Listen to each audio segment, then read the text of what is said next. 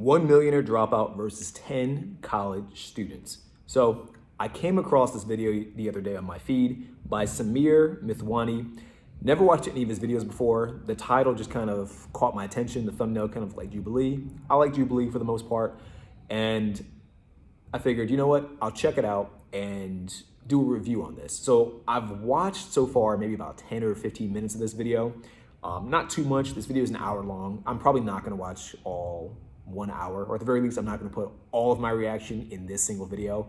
So you'll probably see me like chop a lot out, jump from this point to this point.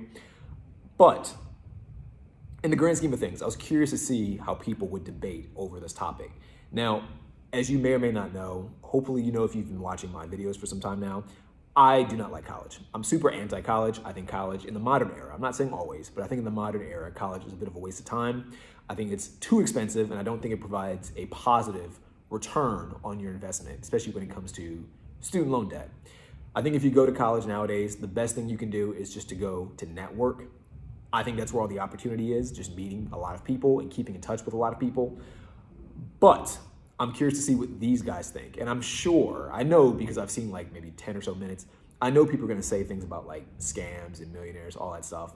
But I wanna see what their viewpoints are and see if I agree or disagree or if I'm on the fence, and give my 2 cents and share that with you guys. So let's get into the video. I want to talk about the course that you're Oh my god, here we go. Success at a young age is usually because of luck and skill. Most people like you as scammers. I'm not saying you're a scammer. My first business was selling. So I'm looking forward to them getting to that topic of skill versus luck, because this is something I've debated with people quite a few times. I'm a massive believer that a lot of these dudes a lot of people in general, one, who get rich, and a lot of people who are successful do so by luck, myself included. I say this, and I think a lot of people, when they hear me say this, they get upset, because I think in people's minds, the idea of luck being the factor that leads you to success makes people believe that they were just chosen or that they didn't work hard. And that's not what I mean when I say luck. Typically, I've done a video on this before, but basically when I say like luck is what leads to success, is that anyone who has success was probably born into some circumstance that benefited them that they did not control. Does that make sense? And for some people, they're more lucky than others. For example, if you're born in a country and you just can't leave the country because maybe your government won't let you, relative to someone who was born in America, you're unlucky. Are you less intelligent than people in America? No, of course not. Technically, do you have less skills? Sure, but you might have the capacity to learn those skills. So skills might not be that really big like differentiator. It really could just be a factor of all the opportunities are in this place and you can't get to that place. Another example, being born into a wealthy family. Chances are, if you're born into a wealthy family, you're probably gonna find more success in life than someone who is not born into a wealthy family. Why? Because you were born with an advantage. Is it luck? Yes, because you didn't choose your family.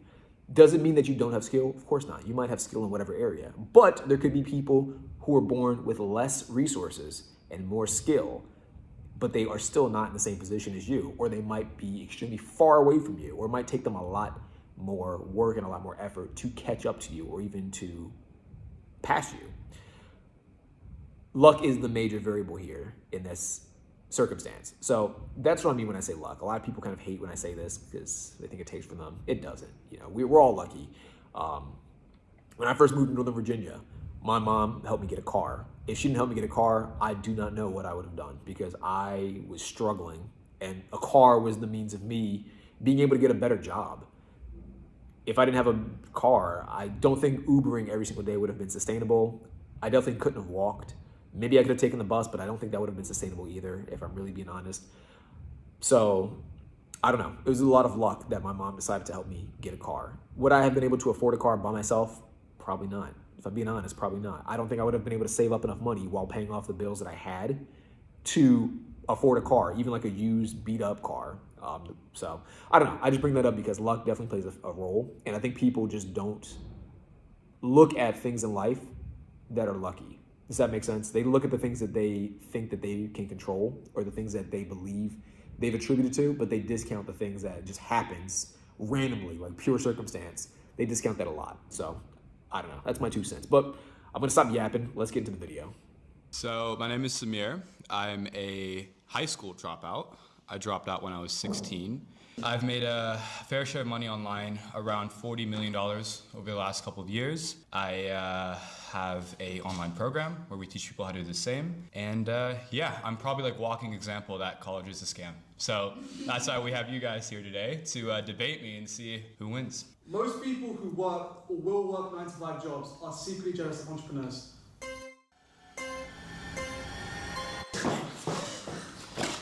Hello, How you doing? my name is Paul Fabian. It's an interesting topic.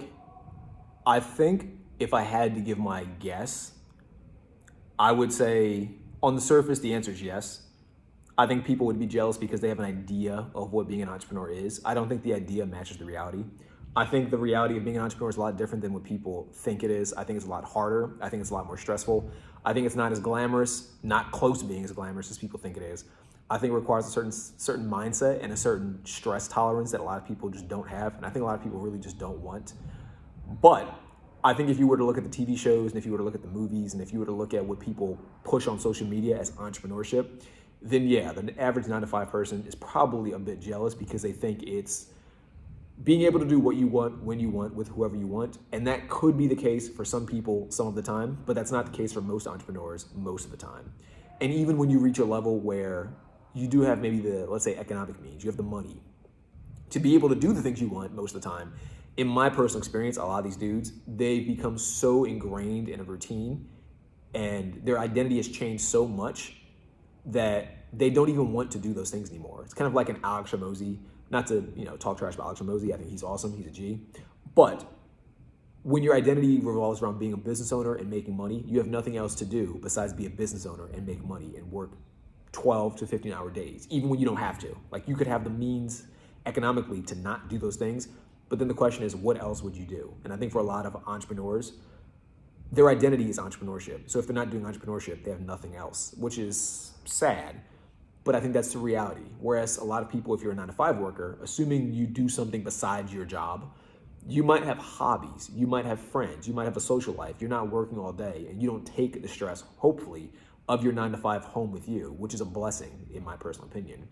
So yeah, on the surface, I'm gonna say as far as the prompt goes, most 9 to 5 workers are probably jealous of entrepreneurs, but I think it's unjustifiable. I don't think if they were to put themselves in the shoes, like actually live the lifestyle of most entrepreneurs. By the way, most entrepreneurs don't even make that much money. So I think people always think that entrepreneurs are rich. They're not. Most entrepreneurs are probably technically are more broke than the average 9 to 5 worker when you factor in like value of time per hour's worked. Like, you can work 9 to 5 and make 20 bucks an hour and make 50K. Someone who's self-employed might also make 50K, but they're working 12 to 15 hours every day, 7 days a week. So if you were to like do a side-by-side comparison of what that time value is, the entrepreneur's time value is significantly less. But yeah, let's continue.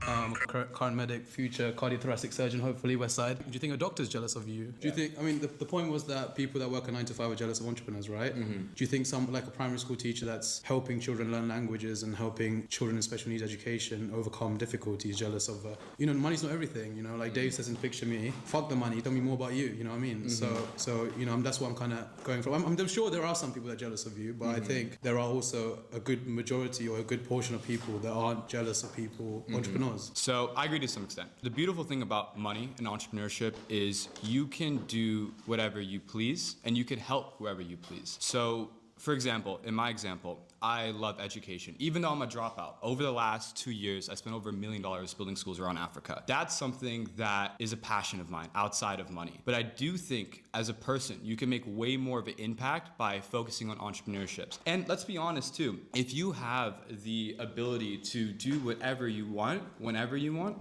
and help whoever you want, I think that's the ultimate win. And I think a lot of people do have underlying jealousy of that because not only can you help people, but you can also be whoever you want, if that makes sense. Yeah, just to come to that point, so Now I'm going to disagree with what he's saying because he's taking the frame of someone who is super wealthy and super rich and has lots of time. That's not most entrepreneurs. Most entrepreneurs are not in that boat. I mentioned this already. Most entrepreneurs are probably making an average income, probably making about the same as the average 9-to-5 worker, maybe a little bit more depending on how you want to do the numbers, but not significantly more. They're not Kim Kardashian. They're not the ones you see on TV. They're not this guy making $40 million. They're not Bill Gates. They're not Elon Musk. They're not Donald Trump. They're not Jeff Bezos. Most entrepreneurs are not those people. They're people who make a pretty modest income and work a lot. And sure, they own something, but not every entrepreneur is a good entrepreneur. Not every entrepreneur is an amazing entrepreneur.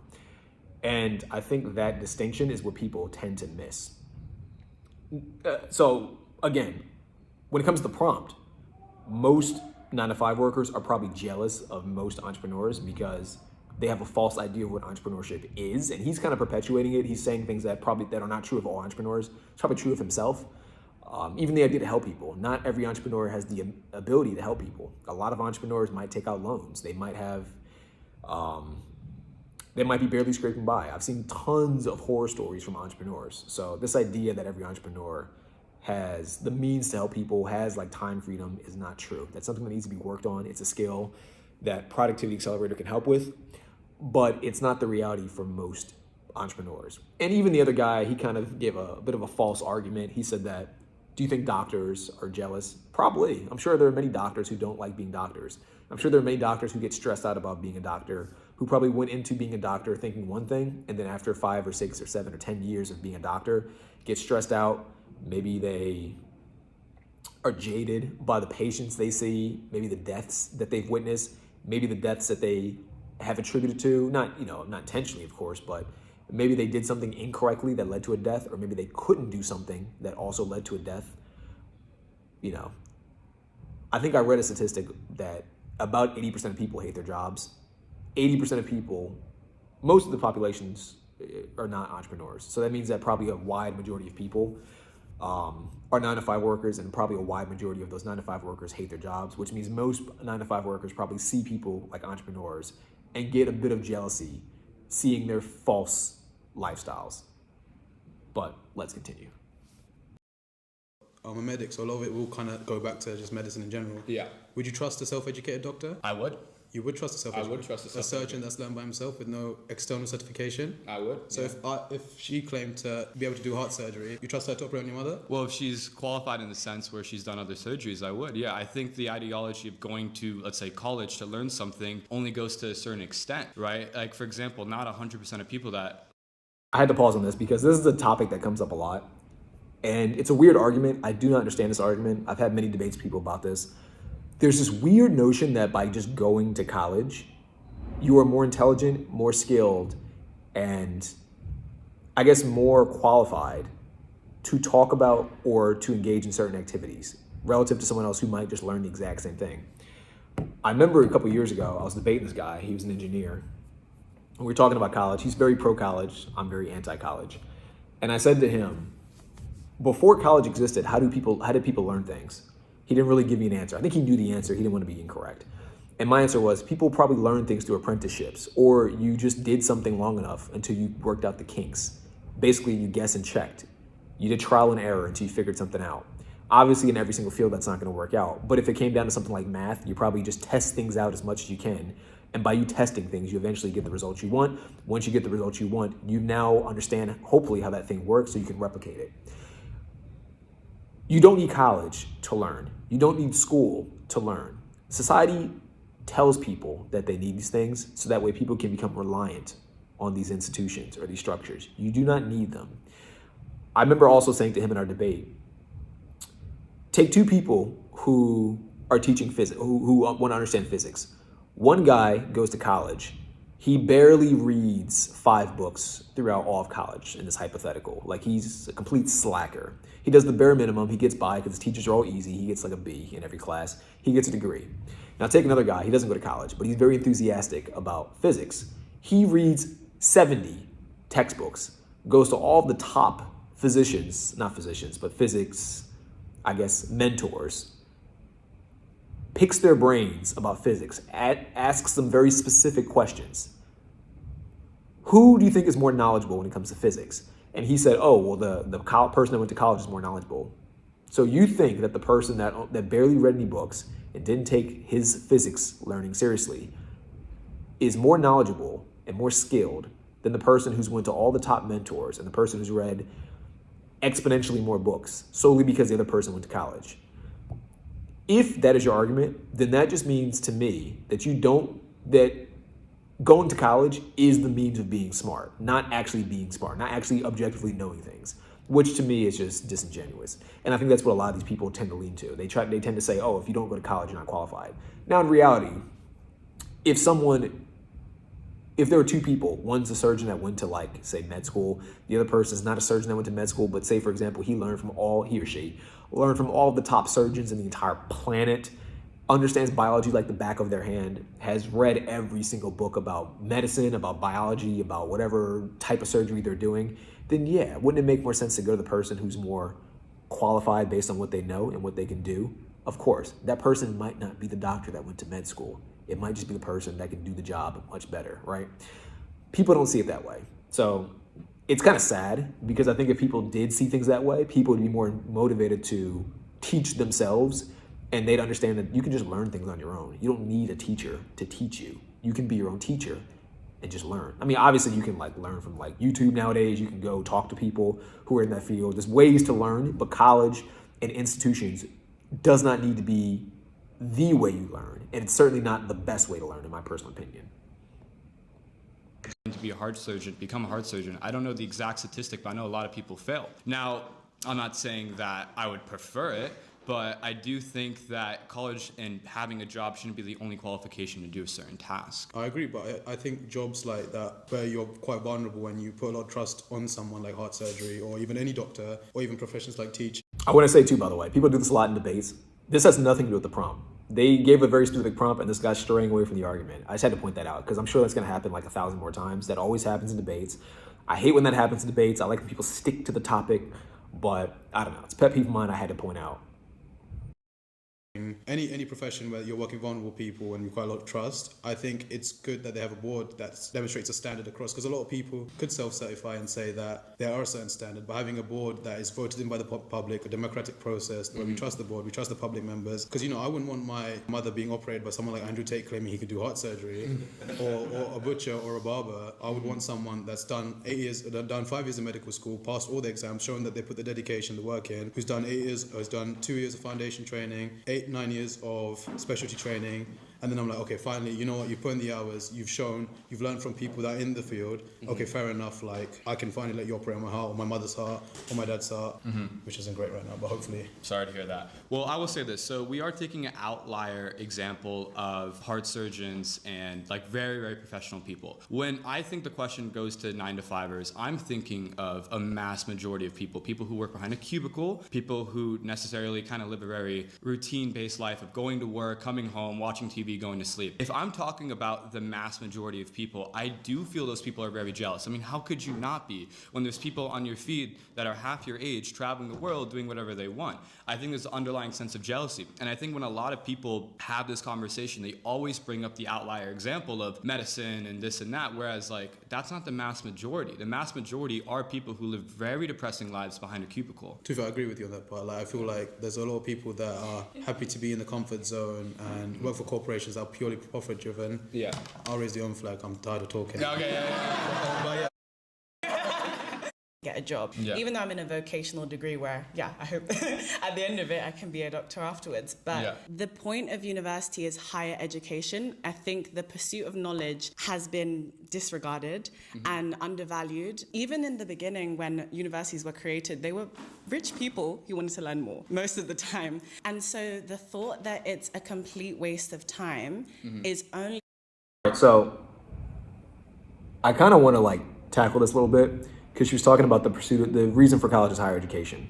And I don't think people have a good idea of what education means. I say this because I've heard this a lot from people. People go to college and say, well, I'm educated. What they, based on the context of the conversations, when they say educated, what they're referring to is simply having paper credentials. Paper credentials doesn't mean you know anything, right? I've met people, for example, who have done kinesiology. Now, I've been training. I work out a lot. I've been training. I've read kinesiology books. I've helped people train personally, done personal training for people for 10 plus years at this point. There's a lot of people I know who go to college, and because they go to college, they think they know everything about, say, exercise science. That might have been their major. They might have read a lot of books. But then I'll sit there and say, okay, well, this works in the book because this is like theoretical in the book. But in the real world, you can't do things in this exact way, because in the real world, there are lots of different types of people with lots of different body types, with lots of different things that hold them back, strengths, weaknesses. And you have to take all those things into consideration. And experience will actually help you identify what separates person A from person B, from person C, from person Z, from person Y, from person W. Make sense? If you just read the book, you just understand the theory. You have to put the theory into practice to get an actual objective sense of comprehension of the thing you're trying to understand, or of a topic. If you're someone who goes to college and you think going to college alone makes you educated, I would say you have a false idea of what education is. Education to me is the act of learning. It's the act of gaining knowledge. And kind of like I mentioned earlier, you don't need college to gain information. You can go to a public library and read all the books, and you'll probably be the most knowledgeable person that you know, because most people aren't going to go through all that effort. Will most people do that? No, of course not. Do most people want to be educated in the sense that they're actually knowledgeable? No, of course not. Because if they did, they would do it. It's easy. It's free. Literally, it's free. You just go to any public library. You don't need anything. You don't need money. And you check out a book and you read, and that's it. What college gives people nowadays, and I think this is kind of why I don't like college, is one, it gives you a false sense of entitlement. I do think it makes people feel entitled. It makes people think that they're better than other people, especially when it comes to being educated. But if we really want to break that down and understand what that feeling of entitlement comes from, I would like to say college gives you false status. That's what colleges give you, false status. You going to a college, say for example, you go to Harvard, you have false status. Why? Because you went to Harvard and you and people around you think that you're better than someone who went to community college. Are you? Of course not. Are you even smarter? No. There are plenty of people who go to Harvard. I've met people who went to Harvard who aren't very smart, who know as much or less than someone who went to community college. And I'm sure you can probably think of examples, you yourself watching this, of people who didn't go to college at all, who may have dropped out in high school, who maybe just went to community college, and who are more successful and more knowledgeable and more wise than people who went to university for X amount of years and maybe even became a doctor. PhD, medical, you take your pick. There are people who didn't go to school at all who are way smarter than both of them, or both types of people. But having a PhD and being a doctor, being able to put a doctor in front of your name, what does that give you? Status. On the surface, it makes people respect you more than the person with no title at all. So really what universities give you nowadays is status. And I think that's what people mean when they say, I'm educated. They're saying, I have higher status than you. And people think that having higher status means whatever you say matters more than the non-status person. It's stupid. I'm going to be honest. It's dumb. It's pretty stupid. Obviously, status shouldn't, if you were to go get surgery, and it's kind of like the previous example. You're going to get surgery. I want the most experienced surgeon to do my surgery. The person with the highest success rate, who's encountered the most problems, the most situations, who's overcome those things the most, I want that person to do my surgery. I don't care about the person that has a doctor in front of their name if they failed all their surgeries, right? Status. Most people do care about that. Most people will go to a doctor and assume that because they're a doctor, whatever the doctor says is fact, even if the doctor is not competent or not a good doctor, or the doctor's lazy. Status. So this is kind of like one of the other reasons why I don't like universities is I think universities it puts status on a pedestal in society, and it makes people think that because they have a title or because they went to a certain school, they are able to make decisions better than people who actually might just be more intelligent or more competent. Competence should be up here. It's not. It's down here nowadays. Status is what people seek out, and it's sad. I think it's going to lead to the detriment of society, at least in America. Think through the lens of to make money and to have a job, and I do think that needs to be addressed. But the pursuit of knowledge by institution which has people, can collect people who can do research, who can teach, isn't a waste of time. Okay, so a couple points there I'm going to disagree with you with. So the first thing is I do agree education is very important. I think that everyone should educate, but I don't think university is the best form of education. I think that university was created to keep people in a system, and I think that the best form of education is actually self-education outside of university. Myself, for example, I found it very hard to learn in school. I found it quite difficult. However, I found it very easy to teach myself certain things. And I do know that I'm an outlier, but I think if more people are open to self-education, more people would actually end up knowing more. I think a mass majority of people that go through university are, one, a lot of people do get it paid for by their parents or other people. They waste the time playing video games at night and not actually focusing on what they want to do. They switch career paths because they don't really know what they want, and they never really take matters into their own hands because they've kind of been plopped into a system, right? I do want to say something else too, that you mentioned that universities were created by rich people to learn more. I disagree. I've looked into this a little bit. I do think universities were created so people can stay within a system. I think if universities didn't exist, people wouldn't be stuck fives, and I do think that there's a lot of psyop around it to where you have to go to the job, you have to learn at a university, or you're a failure and you're losing. And I think that ideology keeps so many people in a system that makes them depressed, that makes them sad, and I don't think that's a good thing. I do agree with the psyop, and I don't think everyone should go to university. But I do think the structure can be very useful, especially when it's changed. I agree with that needs to be institutional change in universities. Okay. However, when you say self-learning, it triggers me a little bit, only because there are many things you can learn by yourself very, very well. And there are many things people teach themselves and get very wrong, and then have very wrong ideas, whether that comes obviously from a health point of view, people using a hot air dryer to cure COVID and things like that. And this is coming from... That's a very extreme example, but yeah. This was going around WhatsApp, and this is from self-education, which I think... The notion that she's describing, I don't disagree with. I do think that there's a way to educate yourself effectively, and I think you can educate yourself very poorly. And I think there's a lot of people who will call certain things education or learning, and they're learning incorrectly. With that being said, I think if you're truly learning something, it should be able to be objectively and empirically demonstrated, or you should be able to do something multiple times. Or what if you, it's kind of like math. If you're someone who says, I understand math, you should be able to, say, for example, do multiple equations and get the correct response each time, assuming that the type of equation is similar or something that you should know. Like, you watching this, you probably understand basic math, right? So if I said to you 2 plus 2, add those up, give me the sum of 2 plus 2. You could probably do it. If I say give me 7 plus 4, you could probably do it. If I say give me 144 plus 2,756, you could probably do it. If I kept adding just a bunch of different numbers, you probably could do it because you understand the concept of addition. So you learned how to add, and you understand how to add. And no matter what numbers I give you, you can always give me the correct output within reason, of course, unless you mess up, something. But you understand the idea behind it, and that's what's most important. What she's talking about, she's like, oh, well, someone said they're learning, but they looked up on like WhatsApp, this probably article about how to cure COVID. Well, that's not learning, because in order for you to understand COVID at a deep level, you probably do have to understand a bit of biology, probably a bit about viruses, bacteria, maybe germ theory, I don't know.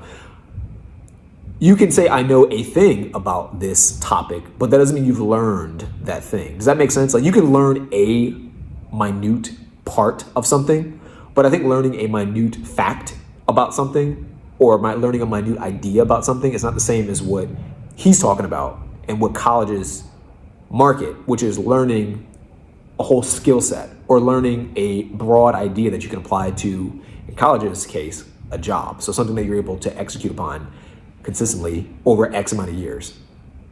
Some dude who read an article about COVID and has his beliefs, which, by the way, her beliefs might also be incorrect. Many doctors gave views about COVID that were not correct. And these are people who are educated in colleges that should know about COVID, which, again, kind of goes to my other point earlier. Just because you go to university doesn't mean that you're really educated. It doesn't mean you're actually skilled or that you really know what you're talking about. It just gives you a certain sense of status, which people falsely attribute to you knowing more than everyone else. It's not true. You can have two doctors that disagree on a medical topic. Which doctor's correct then?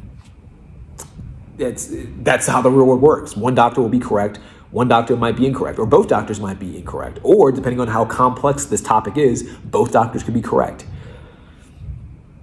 But overall, you can certainly learn things outside of college. You do not need to go to college.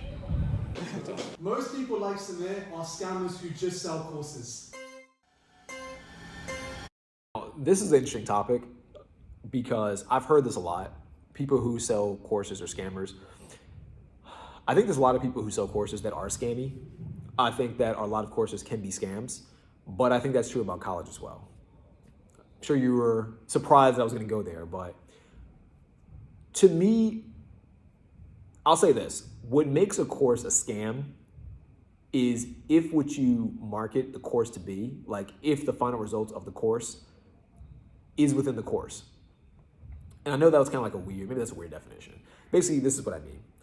If I go to college and I pay, say, for example, $1,000 to take a course on kinesiology, and by the end of that course, the professor did the best of, whatever he could within his power to teach me kinesiology, would I consider that course a scam? No, I don't consider it a scam. Why? Because the course promised to teach me about kinesiology, maybe the basics, and he did put in place the ability for me to learn the basics of kinesiology. Now, if I didn't learn it, that doesn't mean that the course is a scam. It could just mean that I'm lazy. It could just mean I didn't pay attention. But the framework was in place. The structure was in place for me to learn, and that's what makes a course not a scam, in my opinion. Same with someone selling an independent course. If I give you a course and say, here's my routine to help you build bigger muscles, it's the exact same thing that I did. I'm teaching you what I did to build muscle. Now, if you choose not to listen to it, or if it doesn't work for you, that doesn't mean that it's a scam. It could be a bunch of things. It could be that your body type's different. Chances are, if it's something like bodybuilding, I'm in this hypothetical, you probably didn't follow through, and that's probably the case with most people, and it's kind of the point. I'm kind of like beating around the bush, but that's kind of the point that I want to make. A lot of people will call a course a scam because they have a false expectation of what the course will give them. They think if I take this course and pay this money, I'm guaranteed to get a result. If I take a course on writing a book, I'm guaranteed to have a book by the end of this. No, you took a course on how to write a book. It's this person's perspective or this person's hacks to writing a book effectively or quickly or in a structured format. It's up to you to write the damn book. And most people aren't going to write the damn book because most people are fucking lazy. That's what it comes down to. So a lot of people call a course a scam where it's like, you just didn't do the work. That's on you. Like, do the work. Another argument I've heard is people say, well, courses are scams because everything on the internet's free and you can just look it up for free. It's true. I could say the same thing about college. You go to college and you get an English major. You have an English major. You get an English degree. What did you do when you were in your English degree? You read about Shakespeare. You wrote some fiction. You understand the structure of fiction or about poetry. Could you not learn all that stuff on YouTube for free? Could you not have just gone to the library and read a bunch of books on literature and learned these things for free? Yes. Before the internet was around, you could have learned all the stuff for free at your local library. But that's not what a course gives you. The issue is that people think that information is what a course provides you. It's not. It's structure. Courses provide structure. When you go to college, what does your professor give you the first day? If they're a good professor, if they're a normal professor, a syllabus. What is a syllabus? It shows you the structure of the course. It shows you what they're going to be teaching you and when they'll be teaching it. So that way you can follow along, and if you want to jump ahead like me, you can. But you always know exactly where the course is going. What does a lot of courses, when you buy them digitally, do? They usually give you an outline of the course, which is like a digital syllabus. It shows you exactly what you're expected to learn in that digital course. So what a course provides you, it's not the information, it's the structure. Now it's up to you to apply whatever's in the course, whatever information's in the course. It's up to you to apply that. But what a good course does, is it provides structure so that way the distance between point A and point Z isn't so complicated. Like if you went to college and took, like, say for example, a math class, and the class on day 2 went to calculus, but it promised to teach it skipped basic algebra or basic math, like basic addition and basic subtraction, basic division, basic multiplication. That's a bad course because, and let's say in this hypothetical, it promised to teach you like the basics of math. That's a bad course because what was promised was not delivered. It didn't teach you basic math. It skipped ahead to like calculus, and that was a false representation of what it should be teaching. And it didn't give you the baby steps to help you get from point A to point B. It went from A to like Z in like a day, and it's just not structured properly. Therefore, it's not a good course.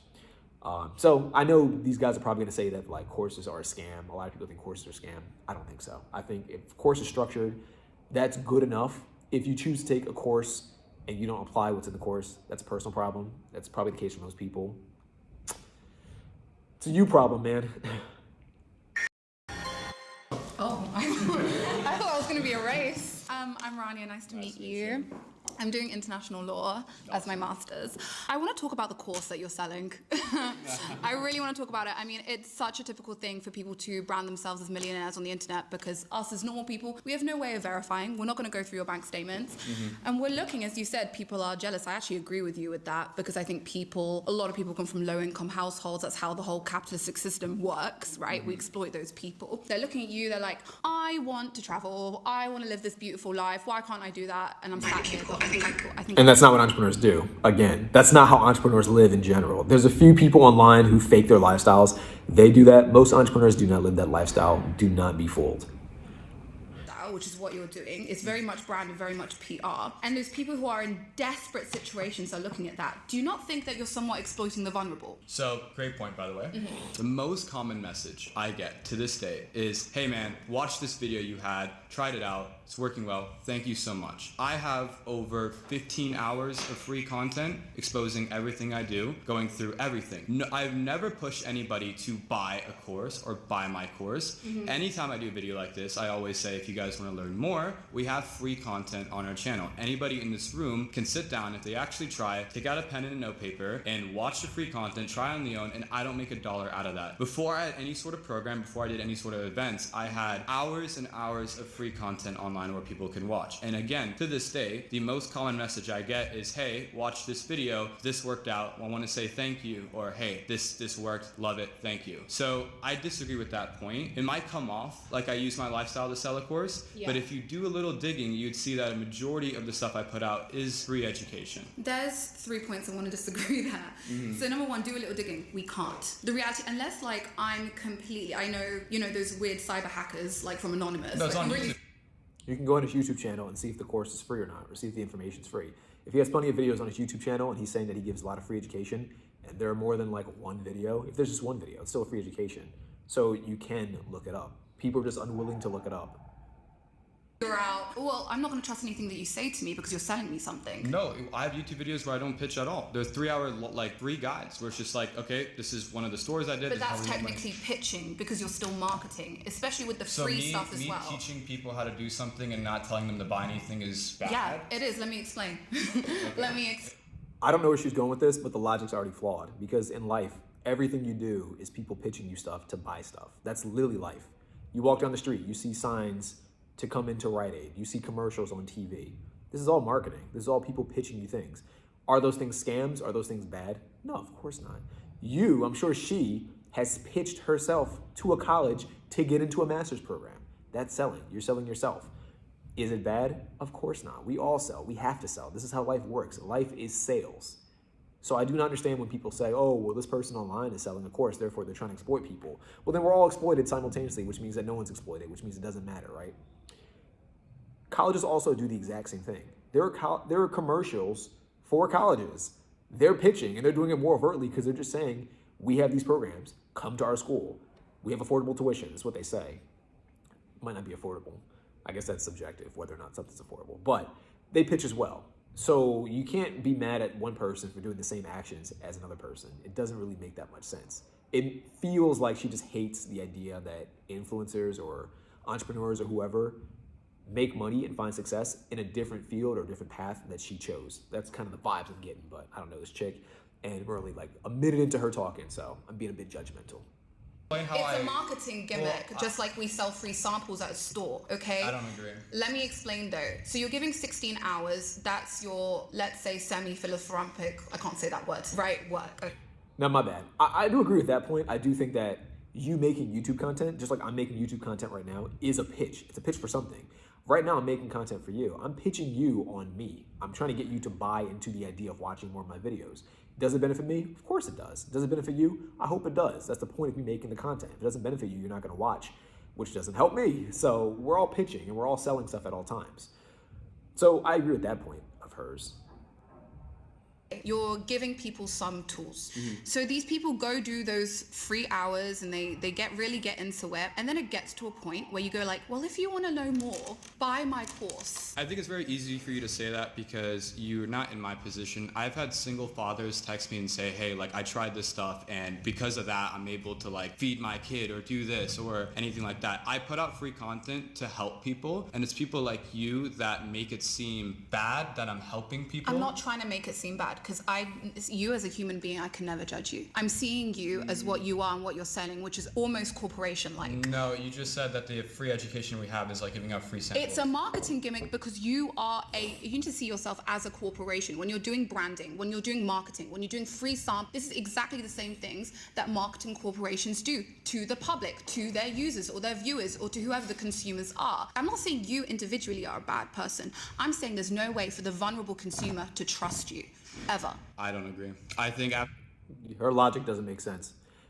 If anything, giving people free things is a great way for people to trust you. Because if you gave them a free thing and the free thing worked, then chances are the paid thing will work that much better, right? Imagine if colleges and universities did that. Imagine if you went to a college university and they said, hey, for the first year, we're just gonna give you all the credits for free. You don't have to pay. How much more would you like that college university? It's like, yeah, we gave you a whole year's worth of courses for free for your major of choice, and you can take all of these courses that you took and you can get a job with them if you want. You don't have to pay us at all. You don't have to pay us a dime. If you want to just go to college for 1 year, take what you learned, try to get a job with it, hopefully you get a job. Hopefully the job likes the skills that you have. If it does, congrats. That'd be a great marketing pitch, wouldn't it? Does it hurt anybody? No, I don't see the harm in doing that. Maybe you can say it might make jobs more competitive, but jobs are already pretty competitive. So I'm not really sure where the harm comes in. I think, I'll say it again, I think deep down she just doesn't like the idea of people making profit. And I think for her, anything that's capitalistic is by default bad. Therefore, any argument she makes to validate that belief will be made. But it's a very biased argument is kind of what I'm getting out of this. She's very biased. 16 hours of free content and multiple people who have tried it and actually made money from it, that's where the real kicker comes into play. If you're taking the example of like these large corporations, are people actually benefiting from the free stuff they give? Who knows? People benefit from the free stuff we give. I get nothing out of telling people to watch our free content and try it on their own. I've specifically had videos that say, hey, don't buy a course, not even mine, anybody's course, if you haven't made money from the free content. That's one of our most viral videos of me saying that. That's 5 flags. Okay.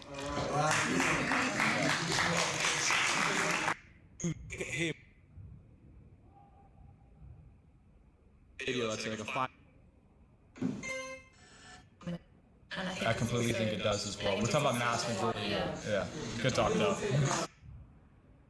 Creating change when you go into a relationship, and it's not just who.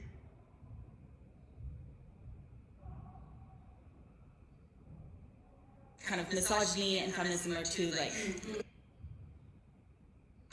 Okay. It's a bit more. Talk about it. Girls, clumsy. into different situations. Goals, I think that's the way. Actually try. That's 5 flags. Let's switch to 10.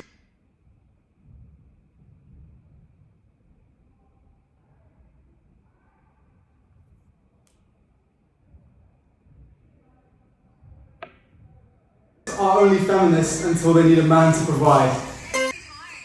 Okay, so I get the vibe that as this prompt goes on, it's gonna make me sound so bad because I gotta see where they go with this. I will say, you gotta really define what feminist means first of all, because I've seen people define feminist in a lot of different ways, and how you define it's gonna determine whether how true that prompt is. Now, modern society, I do think there's a lot of women that will claim the title of feminist, and they use the benefits of feminism, but they don't adhere to the responsibilities of feminism, if that makes sense. This is true with all groups, by the way. A lot of people do this. Same with like religion, same with men's groups. A lot of groups do this, where they try to get just the perks of being in that specific group, but when it comes down to having the responsibilities of that group, they try to, I don't know if obfuscate is the right word, but hopefully you get what I mean. They try to push the responsibilities away and avoid them at all costs. First of all, do you agree? Do you disagree? I agree to some extent, yes. Until they want a man to provide them with something, yeah? Yeah. Like what? Money, household, lands? Well- what are we talking about here? So you want me I will say, if you're defining feminism solely from the perspective of women want to be equal to men, then yeah, I agree with the prompt completely. I think women want to be feminists until it's time to actually be equal to men and live up to that general definition of feminism. And then a lot of women don't want to do it because they realize that living up to the societal expectation of men is quite difficult, and they just don't want to be a part of that life, which is fine. I'm not saying it's a bad thing, but I would say that for a lot of women who claim the title of feminism, it's a bit disingenuous. It's kind of like, oh, I want to be able to have the exact same type of job as a man could. Okay, cool. I'm totally okay with that. But if you want to have the exact same types of job that men do, that has to apply across the board. It can't just be the cushy jobs. It needs to be also the shitty jobs that men don't like to do themselves. If you don't like to do that, then you don't really want to be a feminism. You just want to be of higher status and you want to have a cushy, luxurious lifestyle, which is fine. I'm not saying it's a bad thing, but we need to be honest with ourselves here if that's the case. If you say you want to be a feminism, or if you say you want to be a feminist because you want to have equal pay, that's totally fine. But with your equal pay, you should also be willing to also pay equally to men. So men shouldn't have to pay for your dates. They shouldn't have to be expected to provide for you in a certain way because you also make equal amounts of money. So everything should be split evenly across the board. And I think once you start to go down that route, a lot of women don't want that, which again, is fine if you don't want that, but then don't claim the title of feminism. Just say you want to have a privileged lifestyle, which is really what it comes down to. It's not a bad thing, it's fine. But we need to be honest with what we want in life, I would say.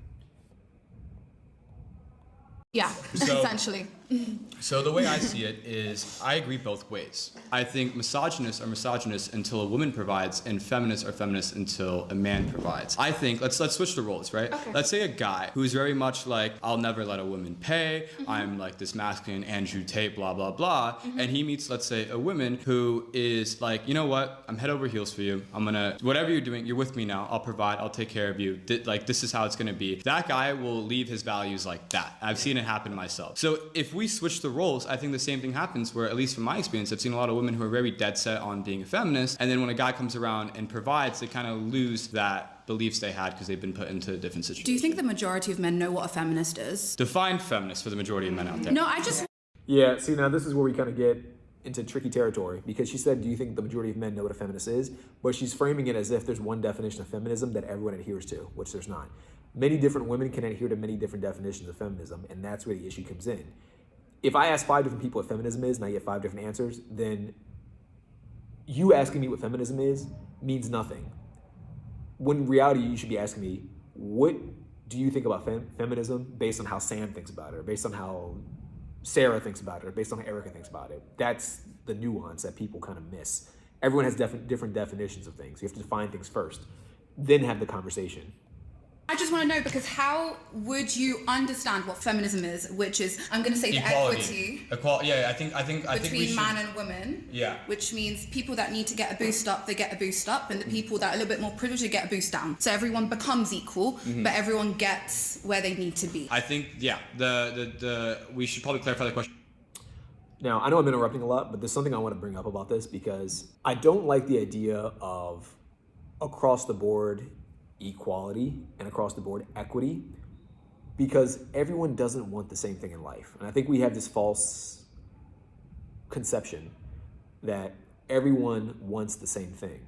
It's not true. There are some people who do not care, like myself, about having like a big house with a white picket fence, living the American dream. There's some people who do want that. There's some people who want to have a luxurious lifestyle where they're traveling, and there's people who do not want that. So, and I know those are like very extreme examples of things that people might want or not want, but I bring those up because when you say let's make things equal, it's almost impossible to do, because when you live in a country with, I don't know how many people in this country, 30 million people, it's difficult to really, 300 million, I don't know how many people in this country, but a lot. It's hard to define what everyone should want and what true equality would look like, right? Some people have siblings. Some people want to have no kids. Some people want to have 20 kids. It's too difficult. Once you start really like trying to get into the weeds of what every individual wants, you're going to find that everyone's very nuanced and everyone's very varied and very unique. in the things they want out of life, which means that you can't make things equal for everybody. It's just not really possible. Now, I think in the grand scheme of things, you can make competition fair. I think that's a bit different, like making it so that way you can actually compete to get to a reasonably fair position in life. But the idea of just taking things and like, she said, I'm saying this because she said, if people are up here, bring them down, and if people are down here, bring them up.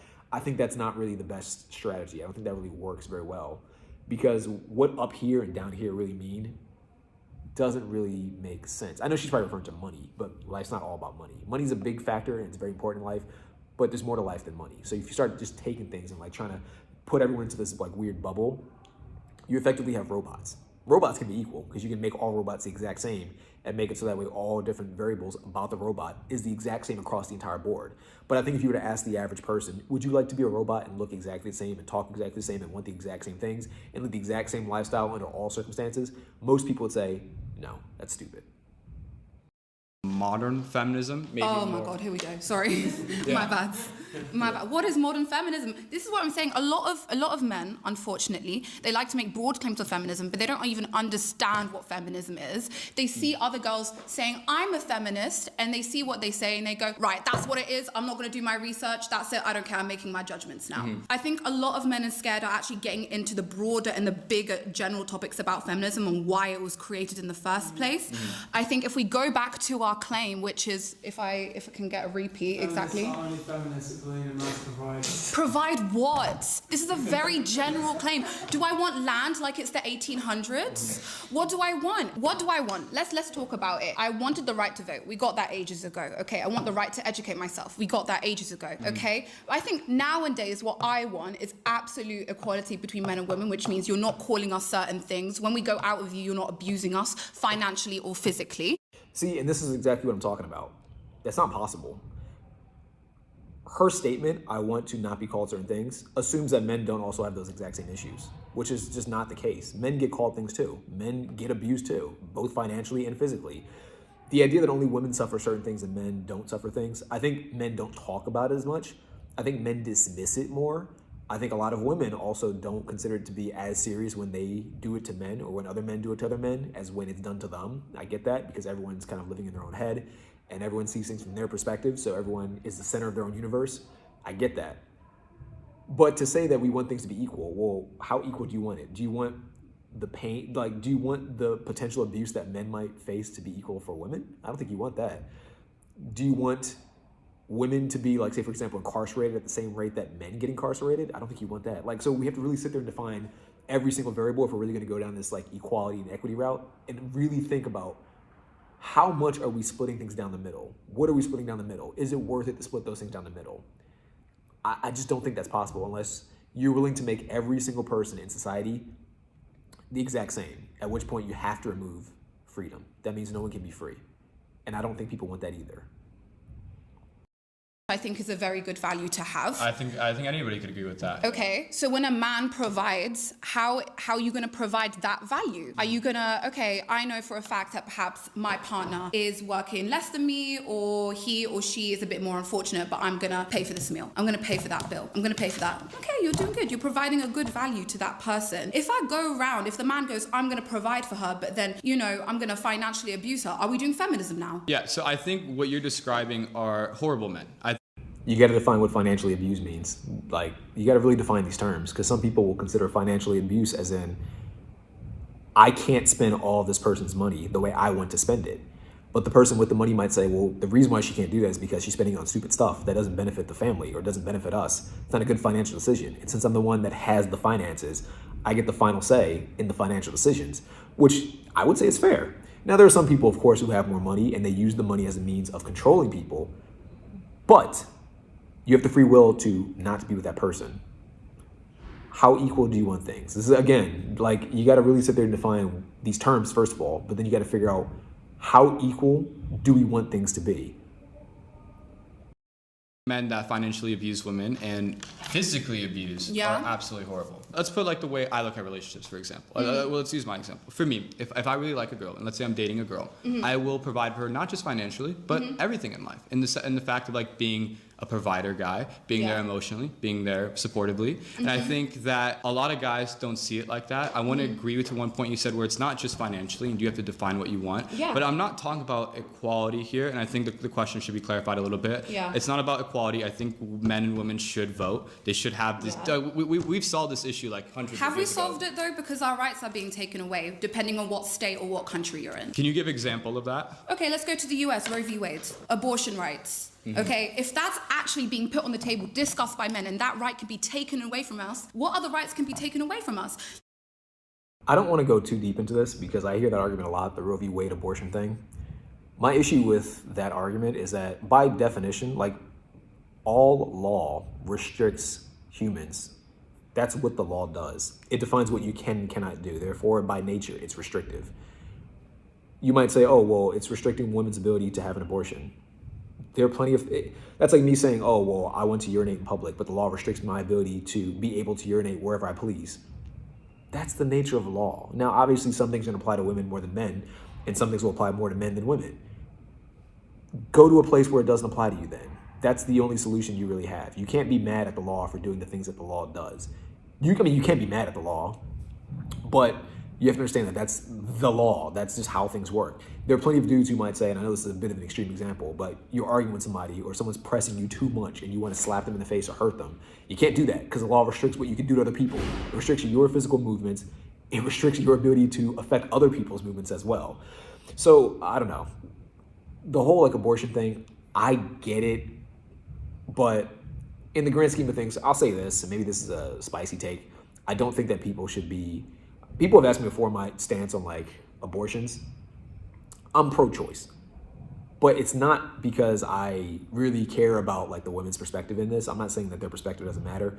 I'm saying I don't like the ability of people being forced to have kids they do not want, because I think that leads to a long-term detriment for society. Because these things affect all of us. When people talk about abortion, they make it seem like it's solely a woman's decision, and it's not. It's everyone's. It hurts or benefits everyone, these decisions.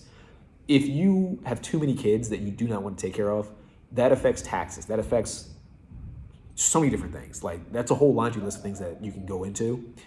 My personal take on the whole abortion thing, if a girl doesn't want to have a baby and she wants to kill it, go kill it. If you want to get into the weeds about if it's a baby, if it's not a baby, you can do that. It's a pointless debate to me. Whether you think it's a baby or not, at the end of the day, you're getting rid of something. If you want to get rid of it because that benefits society to not have this burden for you. I'm not bringing religion into it because I think that's a whole rabbit hole that leads to nowhere, quite frankly. That's my stance on this. But if we're arguing about whether or not the law in general should allow people to do certain things, that's the law. That's how laws work. The law says some people can go to war and die on a battlefield if they're a certain age. The law says other people can't. The law says that some people should be required to attend some events or attend jury duty or whatever. The law says other people do not. There are laws, and all laws by definition restrict people or allow people to do certain things. So when people say, oh, well, we're losing bodily autonomy, we've all lost bodily autonomy. The moment you step into any country, you've lost bodily autonomy to some degree. Some countries it's more, some countries it's less. But if there's a law in place in any specific territory, then you're giving up some of your bodily autonomy to live in that country. That is the price you pay. It cannot be avoided unless you're willing to live in the jungle or in the forest. But at that point too, you're at the mercy of the animals and the wilderness. So you got to pick your battles. My 2 cents. Afghanistan. Why is it depending on the country, I'm scared about whether I'm going to be safe? Why? Oh, I'm going to be safer in this part of America, but if I drive 30 minutes away, I'm not going to be safe anymore. So why aren't we, this is a really big distraction of what we need to actually do with feminism, which is we need to get into the legality of it, legislation, making sure that those really bad men that you're talking about, it's against the law to abuse and they don't find loopholes around it, for example. But no, we're here discussing, well, if she doesn't provide me 50-50, we're going on a whole tangent based on what? Am I right? Yeah. Thank you. I think I'm going to just... She didn't really make a point. I'm going to be honest. She didn't really make a point. I'll probably end the video here because we still got a lot of video left, and I think this video is long enough as it is. But I will say this. A lot of times when people debate certain things or when they request certain things, they do it from the perspective of having a utopia. Utopias do not exist. My perspective in life, and this has been proven to be true time and time again, whenever you want something, you have to be willing to give up something else. You are unable to live in any reality where you have everything simultaneously all at once at the cost of nothing. That does not work. It's like someone who wants to eat whatever they want while never gaining weight and always being in perfect shape. It doesn't exist. It's not reality. It's not possible. She mentioned being safe. Well, how come when I go to one part of the country I'm safe, another part of the country I am not?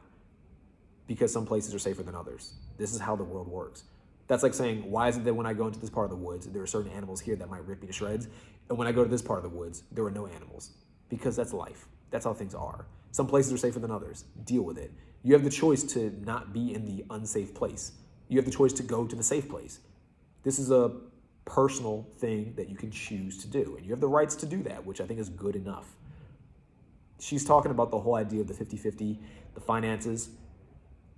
I get that there's an argument to be made that that's silly, but it is important. It's important because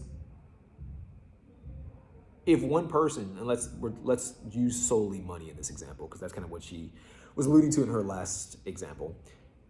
If you have one person who makes a lot of money and they're expected to pay more than the other person, again, you can't have something without in exchange of something else.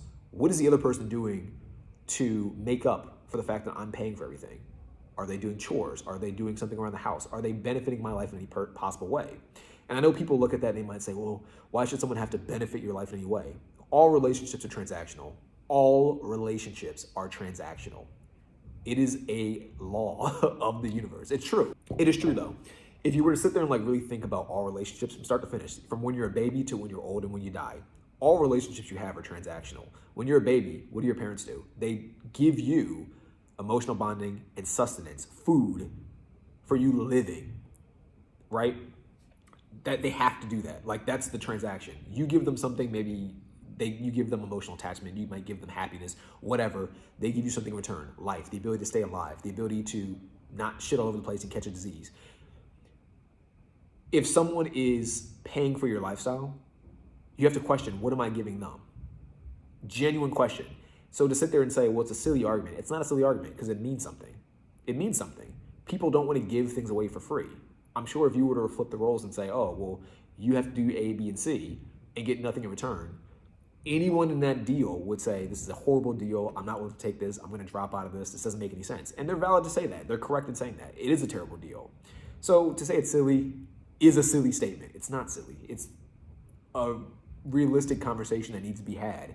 And I think that needs to be discussed and diagnosed and evaluated as much as possible. So that way there's some conclusion that we can get from this. What can we do to make this fair and equitable for everyone? That's the whole purpose of feminism, right? Equality, equity. How do we make this more equitable? Because if this kind of question of feminism being an issue comes up, then that seems to suggest that the current state of feminism, the current state of how men and women engage with each other is not fair to at least one party. And if one party believes it's not fair, then it needs to be addressed. That's how it is. But anyway, this has been a long enough video as it is. I'll probably do a part 2 and probably a part 3 because this is a very long video. But I do want to get through more of it. It's a pretty interesting topic. If you like the video, please click the like button. If you're on your mobile, by the way, I think there's a hype feature. If you made it this far, click the hype feature. I'm trying to actually have my channel reach new people. I think my channel reach is 2 people, my mom and whoever. There's someone who comments a lot in my videos. Shout out to you. I don't know your name off the top of my head, but shout out to you. But yeah, I would like to reach more than 2 people. That'd be kind of dope. I feel like YouTube kind of suppresses my stuff because we're trying to speak too much truth and we're trying to speak too much high quality, non-slop content here, non-slop ideas and perspectives here. So yeah, please help me do that. Share the video if you found some value out of this, if you found it interesting, and leave a comment below if you agree or disagree. I love to hear your perspectives either way, but until next time, I'll see you in the next video. Peace out. Bye.